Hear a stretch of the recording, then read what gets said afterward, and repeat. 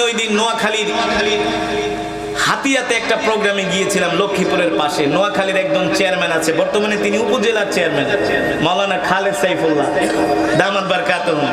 তিনি চেয়ারম্যান হওয়ার পরে নিজেই রাজমিস্ত্রি, নিজেই যুগালি। ইউনিয়নের তার যে কার্যালয়ের দেয়াল ফেটে গেছে, সে নিজেই ওই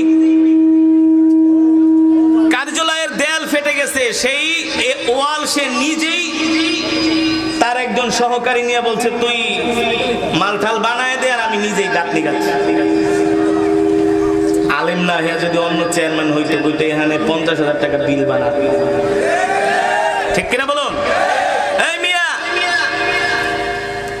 আমরা বলি বাংলাদেশের আধ্যাত্মিক রাজধানীর নাম হলো সিলেট। বাংলাদেশের আধ্যাত্মিক রাজধানীর নাম, যেখানে শুয়ে আছেন শাহজালাল মুজাদ্দিদি ইয়ামানি রহমাতুল্লাহি আলাইহি।